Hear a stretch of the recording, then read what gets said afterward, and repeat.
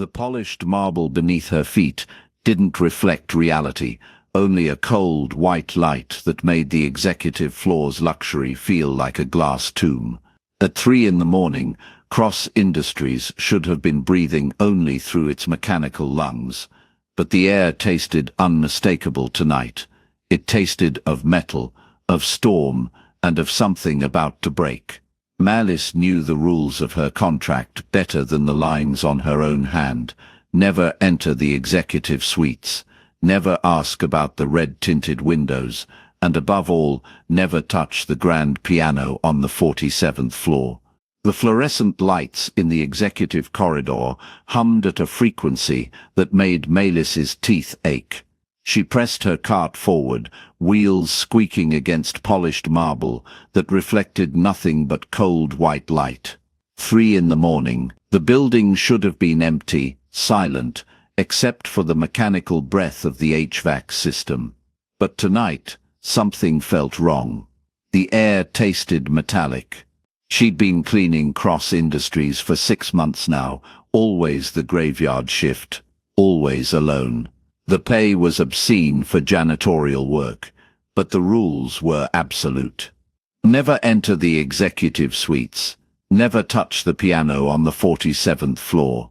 Never ask questions about the red-tinted windows or why certain offices required blackout protocols during the day. Malice didn't ask questions. She needed this job. Her fingers tightened around the mop handle as she approached the corner office, the one with Dravian Cross's name etched in silver on black glass. The door stood ajar. That never happened. She could see the edge of his desk, the leather chair turned toward the window where the city sprawled below like a circuit board of light. Thunder rolled through the building's bones. She should have walked past, should have pretended she saw nothing. But the sound that drifted through that crack in the door made her freeze. Not a voice, a vibration, low and sustained, like a cello string held too long, resonating with something primal in her chest. Someone was crying. No, not crying. Humming. The sound of a child trying to self-soothe, the way her brother used to during thunderstorms before the accident. Malice abandoned her cart. Her sneakers made no sound on the marble as she pushed the door wider. The office was vast, minimalist, dominated by floor-to-ceiling windows that showed the storm rolling in. Lightning fractured the sky. In that brief illumination, she saw him. A boy, maybe 7 years old, curled beneath the grand piano in the corner, hands pressed over his ears, rocking slightly. His eyes were closed, but not in the way of sleep. In the way of someone who'd given up on opening them. "Hey," she whispered, crouching down. "Hey, it's okay." The humming stopped. The boy's head tilted, tracking her voice with unnatural precision. "You're not supposed to be here." His voice was soft, careful. "Father's rules. No one comes to this floor. I'm the cleaning lady. I go everywhere." Malice kept her voice steady, the way she'd learned with her brother. "What's your name?" "Lysander." He uncurled slightly, revealing pale skin that seemed to drink in the darkness. "The storm is too loud. Everything is too loud." She understood immediately. The sensory overload. The way the world could become a weapon when your nervous system ran too hot. "Can I come closer?" He nodded. A jerky movement. Malice crawled under the piano, feeling the vibrations of thunder through the floor.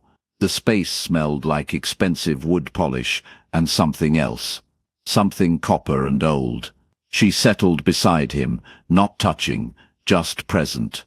"The thunder isn't just sound," she said quietly. "Feel it here." She placed her palm flat on the floor. "It's a rhythm, like a heartbeat. You can predict it." Lysander's hand moved tentatively, mirroring hers. His fingers were cold. Not cool.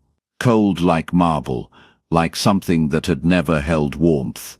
"You're not afraid of me," he said. It wasn't a question. Should I be? Everyone else is. They smell like fear when they're near me, like copper and salt. His head tilted again. You smell like lavender and exhaustion. The lights flickered. Lysander's hand shot out, grabbing hers with surprising strength. His grip was ice. Don't leave, please. When the lights go out, I can't. I don't know where I am. Melis's heart hammered, but she held still. I won't leave, but I need to do something. Okay, trust me. She reached up, fingers finding the piano's lowest keys. She pressed down slowly, letting the deep note resonate through the instrument's body, through the floor, through their hands, a steady pulse. Another key, another, creating a pattern beneath the chaos of the storm. Lysander's breathing slowed. His grip loosened, but didn't release. My mother used to do this, he whispered, before she left, before I couldn't see anymore. Melis kept playing simple notes, a grounding rhythm. She didn't ask what he meant, didn't ask why a child was alone in a corporate tower at 3 a.m, or why his skin felt like touching winter itself. The office door slammed open. Step away from him. The voice was a blade wrapped in velvet. Melis's head snapped up, cracking against the piano's underside. Through the gap between floor and instrument, she saw polished black shoes. Expensive. Custom. The kind that cost more than her monthly rent. Now, she scrambled out. Hands raised. The man standing in the doorway was tall, severe, dressed in a suit that probably cost more than her car. His face was all sharp angles and controlled fury, eyes the color of smoke catching light. Dravian Cross. She'd seen his photo in the lobby, but photographs lied. They couldn't capture the way he seemed to pull gravity toward himself, the way the air pressure changed when he entered a room. He was scared, I was helping. You touched the piano. His voice dropped lower. You touched my son. The storm. I don't care about the storm. He moved with liquid precision, placing himself between her and Lysander. You violated 3 protocols. You're terminated. Security will escort, father, no. Lysander emerged from under the piano, small hand finding his father's sleeve with practiced ease. She helped. She made the thunder make sense. She didn't smell afraid. Dravian's jaw tightened. Something flickered across his face too fast to name. He looked at Melis properly then, really looked, and she felt pinned by that gaze like a specimen under glass. You work the night shift. Yes, you've never reported the irregularities you've witnessed. It wasn't a question, but she answered anyway. I mind my business. And yet you entered a restricted area. A kid was crying. Silence stretched between them, broken only by the storm's distant rumble. Dravian's hand moved to Lysander's shoulder, protective and possessive. Leave us. Melis turned toward the door, throat tight. 6 months of good pay, gone. Back to scraping by, back to wait. She stopped. Dravian moved to his desk, pressed something beneath the surface. The door closed with a soft click. Locked. He withdrew a folder, black leather, and placed it on the glass surface. I'd rather... It wasn't a request. Melis sat. The chair was too comfortable, designed to make people forget they were being devoured. Dravian remained standing, backlit by the storm. My son requires specialized care. He's blind, hypersensitive to sound, touch, temperature. The condition is rare, permanent. Most caregivers last 3 days before they quit or break. I'm not a caregiver. I'm a janitor. You're observant, calm under pressure, and apparently you have experience with sensory processing disorders. His eyes narrowed. Don't bother denying it. The way you handled him wasn't instinct. It was training. Her brother's face flashed through her mind. The accident, the hospital, The years of learning to navigate his new reality before. She pushed the memory down. What do you want? Dravian opened the folder. Inside was a contract, dense with legal text. I want you to be his guide, his sensory interpreter. You'll accompany him during evening hours, help him navigate environments, provide grounding techniques during episodes. I'm not qualified. You're the first person he's trusted in 2 years. Something raw cracked through his controlled exterior. Name your price. Maylis stared at the contract, at the number written at the bottom, at the NDA clipped to the front, thick with clauses about discretion and consequences. Why evening hours? Why not day? Dravian's smile was sharp enough to draw blood. Because, Miss Gent, my son and I have a medical condition that makes sunlight inadvisable. The metallic taste in the air intensified. The cold of Lysander's hand. The way Dravian moved without sound. The red-tinted windows. Maylis looked at Lysander, still holding his father's sleeve, small and vulnerable and utterly alone. She picked up the pen. I'll need Tuesdays off, she said, and access to a sensory-friendly space where he feels safe. Dravian's expression shifted, almost approval, almost relief. Done, he slid the NDA forward. But understand this, what you're agreeing to goes beyond caregiving. You'll see things, learn things, and if you ever speak of them, I won't. You don't know what you're promising. Then tell me. Thunder shook the windows. Lightning illuminated Dravian's face, and for just a moment, Maylis saw something ancient looking back at her. Something that had watched centuries pass, like seasons. Sign first, he said softly. Then we'll discuss what you've really agreed to. The pen felt heavier than it should. Maylis pressed it to paper, her signature emerging in careful strokes across the NDA's signature line. The ink was black, but under the office's amber lighting, it looked rust-colored, blood-dark. Dravian collected the document with movements too fluid for someone his apparent age. He placed it in a drawer that locked with a sound like teeth clicking shut. The medical condition, Maylis said, keeping her voice level. The one that makes sunlight inadvisable. Xeroderma pigmentosum. Dravian's lie was smooth as silk over razor wire. Extreme photosensitivity. UV exposure causes cellular damage. Lysander inherited it. The explanation was clinical. Reasonable. It explained the red-tinted windows, the evening hours, the pallor of their skin, but it didn't explain the cold that radiated from them both, or the way shadows seemed to bend toward Dravian rather than away from him. And the other things I'll see. Security protocols. Business dealings that require discretion. He moved to the window, his reflection barely visible in the treated glass. We have enemies, Miss Gent. Competitors who would use any perceived weakness against us. Lysander's condition makes him vulnerable. Your presence here, your knowledge of our routines, it must remain absolutely confidential. Thunder rolled again. Closer now.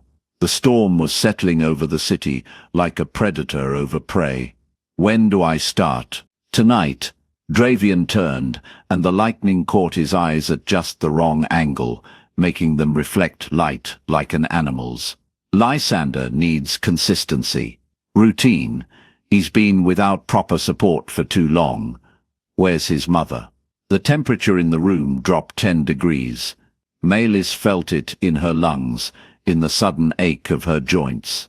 Gone. The word was final as a coffin lid closing. It's been just the two of us for a very long time. Lysander appeared in the doorway as if summoned by the mention of absence. His small hand trailed along the wall, fingers reading the texture of expensive wallpaper like Braille. Is she staying? His voice was barely above a whisper. Yes, Dravian said, and something in his posture softened. Not much, just enough to be noticeable. Miss Gent will be helping you in the evenings.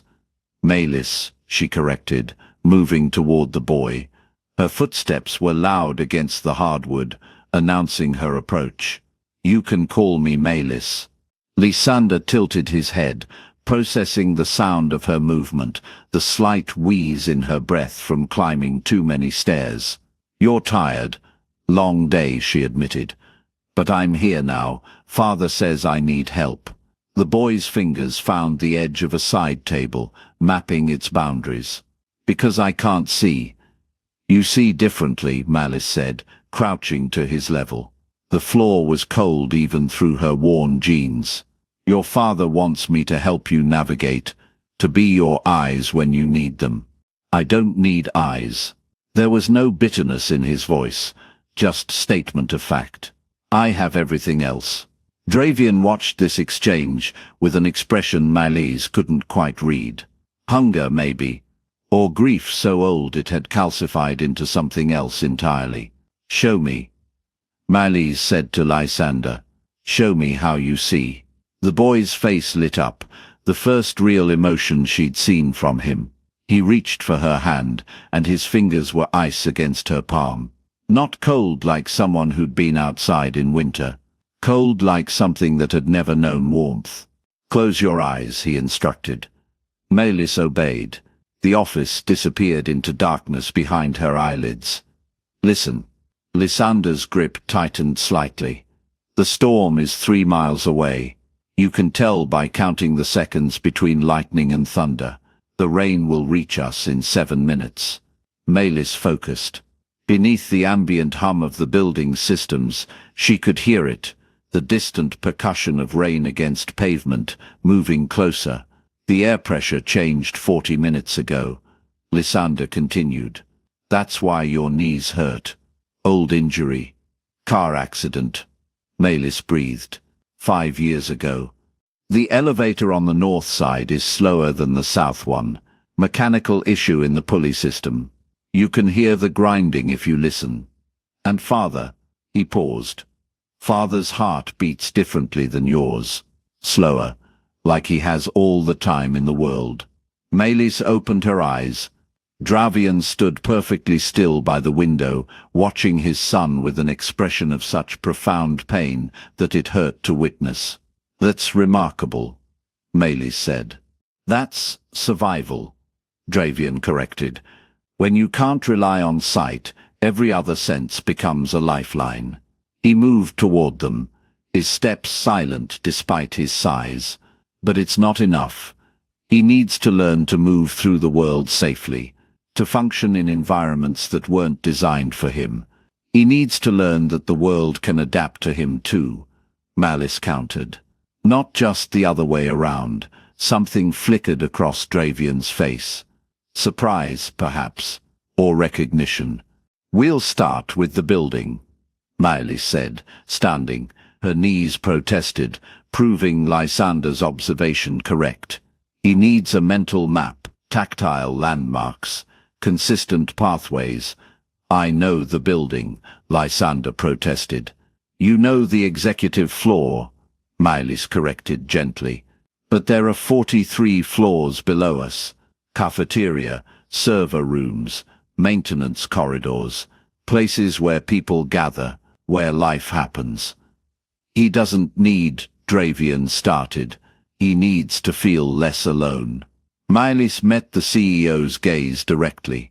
That's what you're really asking me to do, isn't it? Not just guide him, connect him. The silence stretched thin as wire. Yes, Dravian finally admitted. Rain began to strike the windows. Exactly 7 minutes after Lysander had predicted, the boy's face turned toward the sound, and Malis saw longing there, raw and desperate. When's the last time you felt rain? She asked. Don't remember. Malis looked at Dravian. The photosensitivity. Does it apply at night? In the rain? The UV index is negligible after sunset. But nothing. Malis was already moving toward the door. Come on, Miss Gent. It's just rain, Mr. Cross. Not sunlight, not danger. Just water falling from the sky. She held out her hand to Lysander. The boy hesitated, his face turning toward his father, seeking permission he'd been trained to wait for. Dravian's jaw worked. His hands flexed at his sides. For a moment, Malleus thought he'd refuse, that whatever iron control he maintained over his son's world would snap shut like a trap. Then he nodded. Once. Sharp, Lysander's hand found Malleus, and together they walked toward the elevator. The descent was silent, except for the mechanical hum, and Lysander's barely audible counting of floors. Dravian followed 3 steps behind, a shadow that breathed. The lobby was empty at this hour. Their footsteps echoed off marble that probably cost more than Malice's annual salary. The security guard at the desk looked up, surprised, then quickly looked away when he saw Dravian's expression. The front doors were glass and steel, beaded with rain on the outside. Malice pushed through them, and the night air hit like a baptism. It was warmer than the building's interior. The rain was steady, not quite a downpour but more than a drizzle. It smelled like ozone and wet concrete, and the peculiar mineral scent of a city being washed clean. Lysander stopped at the threshold. His hand trembled in Malice's grip. "It's okay," she said softly. "I'm right here. I can hear it," he whispered. "All of it. Every drop." "Then let's feel it too." She stepped forward, pulling him gently with her. The rain touched his face, and Lysander gasped. His free hand came up, palm open to the sky, and his expression transformed into something Meles suspected he'd forgotten how to feel. Joy. Pure, uncomplicated, childlike joy. Behind them, Dravian stood in the doorway. The rain didn't touch him. He remained just inside the building's overhang, but his eyes were fixed on his son with an intensity that made Meles's chest ache. "It's cold," Lysander said, laughing. Actually laughing. "And it's everywhere. I can feel where it hits the ground. The puddles, the way it runs down the street." "You're mapping it," Meles realized. "The whole courtyard. Just from the sound." "Everything makes sound," Lysander said, spinning slowly. Rain darkened his clothes, plastered his pale hair to his skull. "Everything has texture. The world isn't dark. It's just different than people think." Meles glanced back at Dravian. The CEO's expression had cracked open, revealing something underneath that looked like grief and wonder tangled together. His hand gripped the doorframe hard enough that the metal bent slightly under his fingers. He was seeing his son, really seeing him, maybe for the first time in years. "Father," Lysander called. "Father, come feel it." "I can't." Dravian's voice was rough. "The condition, it's night," Meles said quietly. "No UV. You said so yourself." Their eyes met. In that moment, Meles understood what she'd really been hired for, not to help Lysander navigate the world, to help Dravian remember his son was still alive in it. Slowly, as if moving through water, Dravian stepped forward. The rain touched his shoulders, his hair, his upturned face. His eyes closed, and for just a second he looked almost human, almost vulnerable. "When's the last time you felt rain?" Meles asked him. "Longer than I can remember." His voice was barely audible over the downpour. Lysander found his father's hand, small fingers wrapping around larger ones. "It's nice, isn't it?" "Yes." Dravian's other hand came up to rest on his son's shoulder. "Yes, it is." They stood there, father and son, letting the rain wash over them. Meles stepped back, giving them space, and watched as something fundamental shifted between them. Some wall that had been built brick by brick over years of fear and overprotection began to crack. Eventually, they went back inside, soaked and shivering. Well, Meles was shivering, The crosses seemed unbothered by the cold. "Tomorrow," Dravian said as they rode the elevator back up, "we'll discuss routines, schedules, what Lysander needs. What he needs," Maelis said, "is more of that. More world, more experience. It's dangerous. Living is dangerous. Existing in a gilded cage isn't living." Dravian's jaw tightened, but he didn't argue.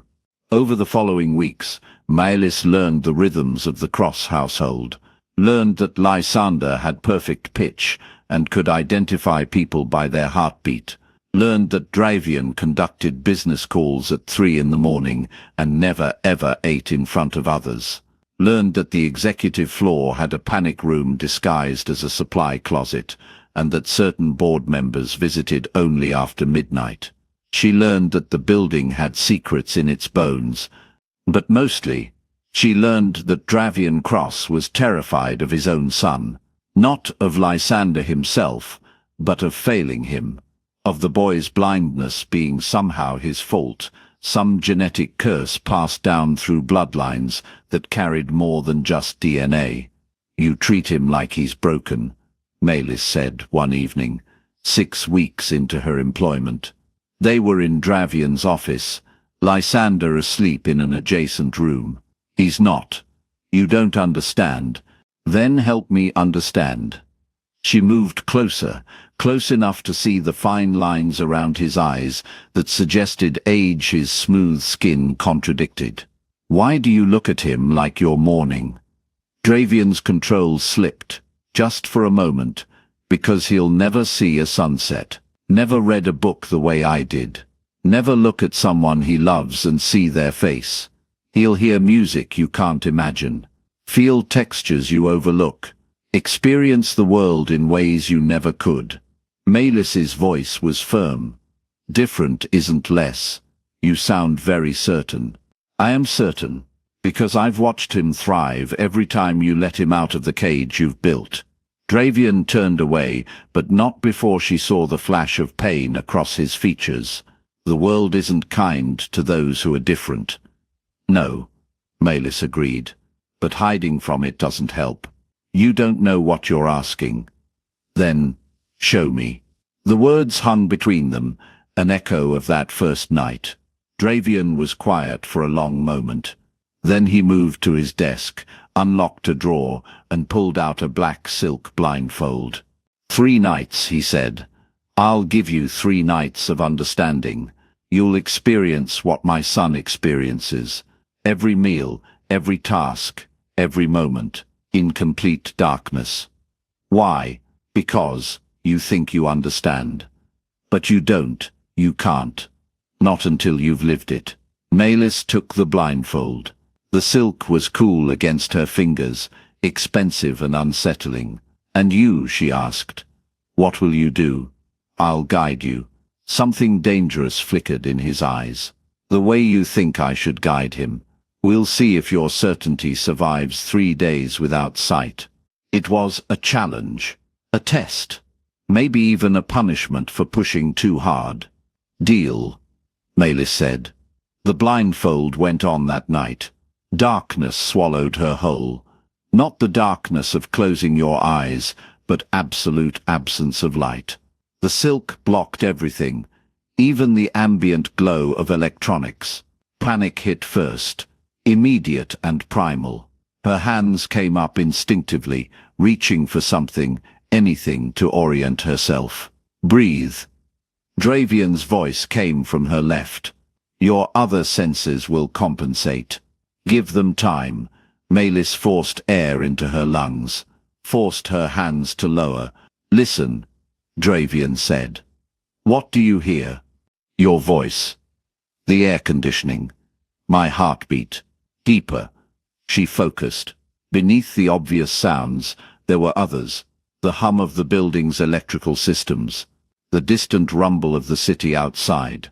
The whisper of Dravian's breathing, slower and steadier than her own. "Now, walk to me." "I don't know where you are." "Yes, you do. You heard my voice. You know the direction. Trust it." Maelis took a step. Her foot found solid ground. Another step. Her shin hit something. A chair, maybe. Pain bloomed, but she kept moving, hands outstretched. Her fingers found fabric. Dravian's suit jacket. "Well done," he said, and she could hear the approval in his voice. "Now tell me what you feel." His hand guided hers to the desk. Melis's fingers traced the surface. Smooth wood, cool to the touch. The grain ran horizontally. There was a slight depression, where years of paperwork had worn the finish. "Mahogany," Dravian said. 150 years old. "Can you feel the history in it?"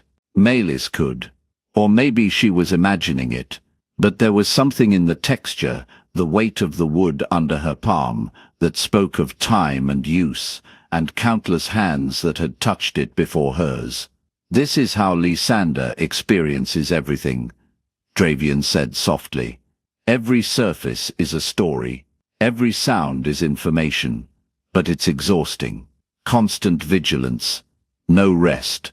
They continued through the night.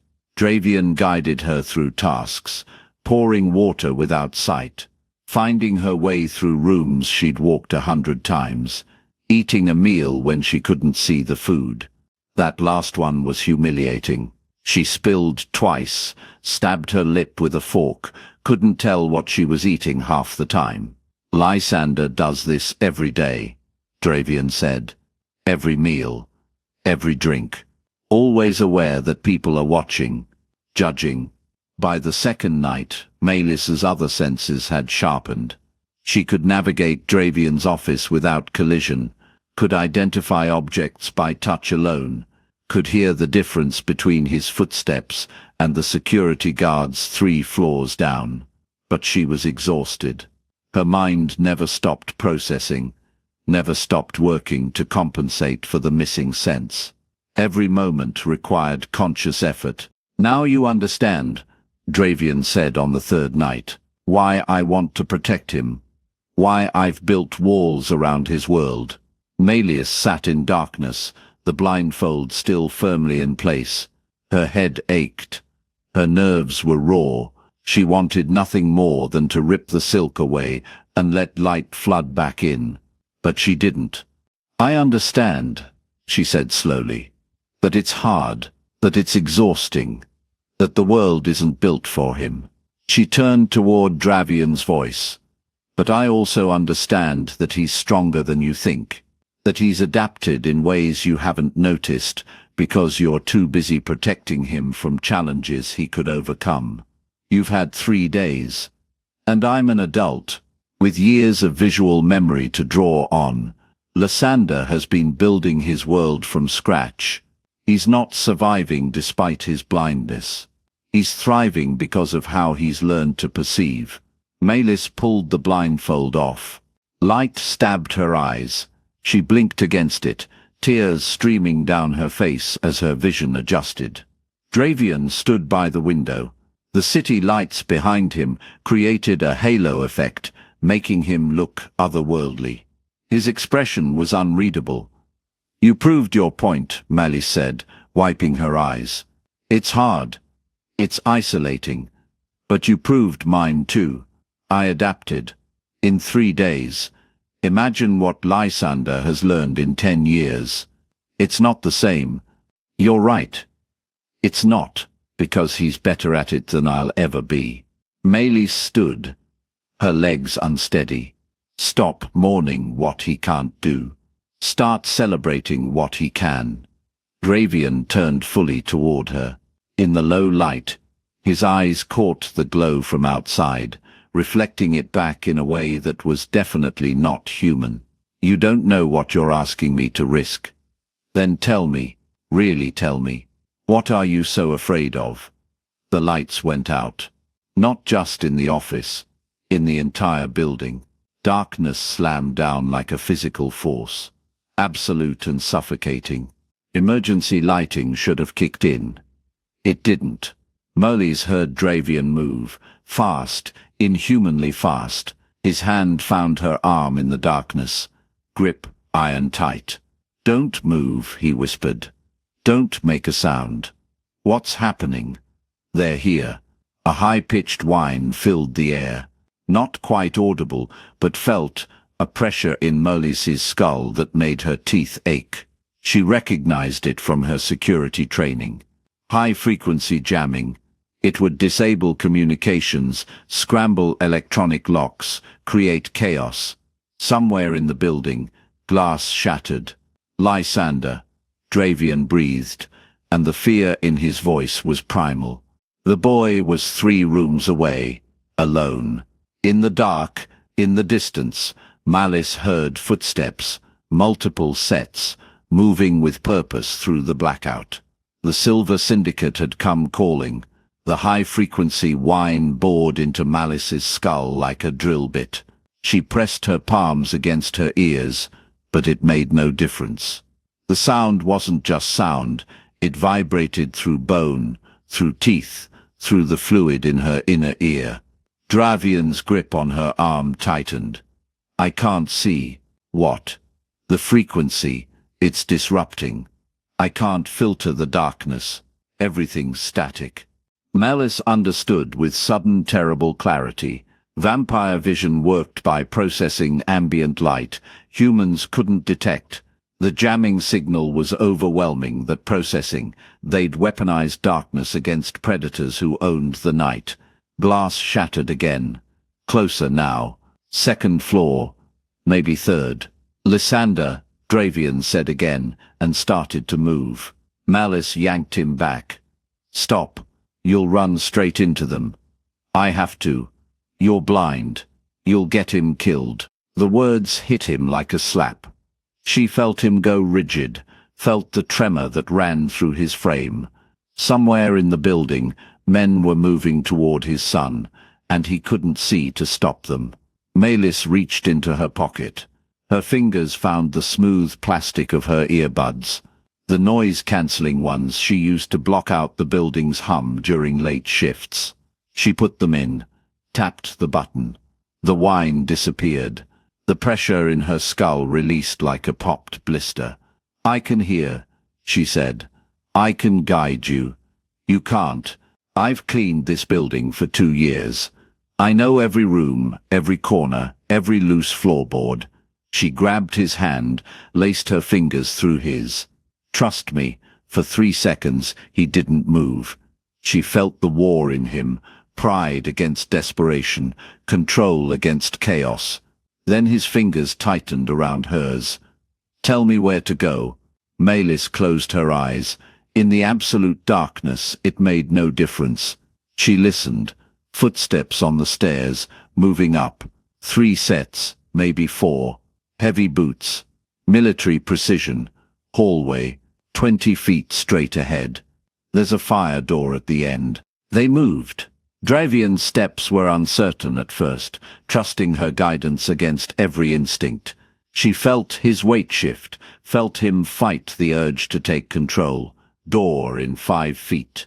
4. 3. Stop. Her free hand found the push bar. The door opened soundlessly. She'd oiled these hinges herself last month. Stairs going up. 12 steps, railing on your right. They climbed. Malice counted each step in her head, her internal map of the building unfolding in the darkness. Behind them, she heard the fire door on the ground floor crash open. They're in the stairwell, she whispered. How many? 4. Moving fast. They reached the landing. Malice pulled Dravian right, into the 3rd floor corridor. Her shoes made no sound on the carpet. Years of moving invisibly through occupied spaces had taught her how to walk like a ghost. Dravian's dress shoes were louder. She stopped, knelt, untied them. What are you? Take them off. Socks too. He obeyed. When they moved again, his bare feet were silent on the carpet. The server room was at the end of the hall. Lysander's study was adjacent to it, connected by an interior door. Malice had cleaned both rooms 100 times. She knew the layout better than her own apartment. 60 feet ahead. Stay close to the left wall. There's a water fountain at 30 feet. We go around it. They moved. Maelis's hand trailed along the wall, counting door frames. 1, 2, 3. Behind them, boots hit the third-floor landing. Faster, Dravian breathed. No, they're listening for us. Slow and silent, beats fast and loud. She felt his frustration, his need to run, to fight, to tear through anything between him and his son. But he held back. He trusted her. The water fountain. They skirted around it. Maelis's hip brushed the ceramic edge. She knew exactly where it was. Ahead, a new sound. Quiet sobbing. Lysander. Dravian's whole body tensed. Maelis gripped his hand harder. Not yet. There's someone in the room with him. She could hear it now. 2 sets of breathing. One fast and frightened. One slow and controlled. Server room door is 10 feet ahead. It'll be locked. I can break it. No. Too loud. Maelis reached into her other pocket, pulled out her keyring. Master access. The one perk of being invisible infrastructure. She found the right key by touch, the one with the filed edge she'd marked herself. The lock turned with a soft click. The server room was a maze of equipment racks, cable bundles, and cooling units. Maelis had navigated it in the dark before, during power tests. She knew the path. Follow exactly. Racks on both sides. 18 inches of clearance. Don't touch anything. They moved through the narrow passage. The sobbing was clearer now, coming from the study beyond. A voice spoke. Male. Cultured. Amused. It's all right, child. We're not here to hurt you. We're here to save you from the mistake your father made. Don't touch me, Lysander's voice cracked. Don't. Your father brought human filth into our world. He's compromised the bloodline. We're simply correcting his error. Maelis felt Dravian shake. Not fear. Rage. She squeezed his hand 3 times. Wait, wait, wait. They reached the interior door. It was ajar. Lysander must have run through it when the power died, seeking the familiar space of his study. Maelis leaned close to Dravian's ear. One man, 6 feet from the door. Lysander's behind him, near the desk. When I tap your hand, go low and left. He'll be expecting high and center. How do you know? Because that's how predators think. She took a breath, pulled her earbuds out. The wine slammed back into her skull, but she was ready for it. She tapped the floor with her shoe. Once, twice, 3 times. A rhythm. Steady. Clear. The man in the study went silent. Maelis tapped again. Same rhythm. She felt Dravian's hand twitch in hers, felt him recognize the pattern. A heartbeat. Human. Calm. She tapped a 3rd time, then squeezed Dravian's hand once. He moved. Low and left. Exactly as she'd said. She heard the impact, heard the man's grunt of surprise. They went down together in a crash of furniture and breaking glass. Maelis dropped to her knees, crawled forward with her hands out. Lysander. It's Maelis. Come to my voice. I can't see. I know. Neither can your father. Come to me. She heard him move, heard his hands slapping the floor. She kept talking, kept her voice steady, and then his hand found hers. Behind them, the fight was brutal and brief. Dravian might have been blind, but he was still faster, still stronger. The sound of breaking bone echoed in the small space. Then silence. Dravian, Maelis called. It's done. We're here. She heard him breathing hard, heard him move toward her voice. His hand found her shoulder, then Lysander's head. Are you hurt? No. Dad, I couldn't see. I couldn't. I know. I know. Dravian pulled them both close. Maelis felt his arms around them, felt the tremor in his frame. You're safe now. In the distance, more glass broke. The other 3 were still in the building. "We need to move," Melis said. "Can you carry him?" "Yes." "Then follow me out. Same way we came in." They moved back through the server room, through the corridor, down the stairs. Melis led them to the basement, to the service tunnel she used for trash removal. It opened onto the street 2 blocks away. Emergency lights finally flickered on as they emerged into the cold night air. Melis blinked against the sudden brightness, saw Dravian clearly for the first time since the attack. His shirt was torn, blood on his hands, not his own. His eyes were wild, still adjusting to light that worked again. Lysander clung to him, face pressed against his father's chest. Sirens wailed in the distance. Someone had finally noticed the chaos. Dravian looked at Melis, really looked at her. "You saved him." "We saved him," she corrected. "I couldn't see. I was useless." "You were blind, not useless. There's a difference." She touched his arm. "He learns from you every day. Tonight you learned from him. That's what family does." Something shifted in his face. The rigid control cracked, and underneath was raw gratitude, wonder, and something else she couldn't name. "The board meeting," he said quietly. "Tomorrow night. I want you there. I'm a janitor." "No, you're the person who sees what we miss. That's worth more than any bloodline." 3 weeks later, Melis stood in the executive boardroom wearing clothes that still felt like a costume. The Silver Syndicate's surviving members sat around the table, their faces carved from ice. Dravian stood at the head. Lysander sat beside him, hands folded on the table, head high. "This is irregular," one board member said, staring at Melis. "Humans don't attend these meetings." "This human does," Dravian replied. His voice was quiet. "Absolute. She has more courage in her smallest finger than most of you have shown in centuries. If anyone has an objection, you're welcome to leave." No one moved. The meeting proceeded.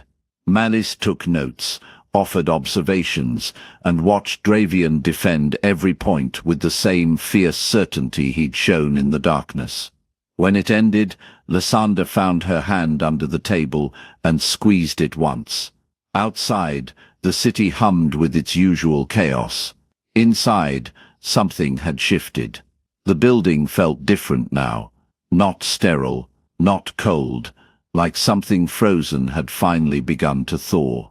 Melis walked to the window, looked out at the lights below, and felt the rhythm of her own heartbeat, steady, clear, and finally heard.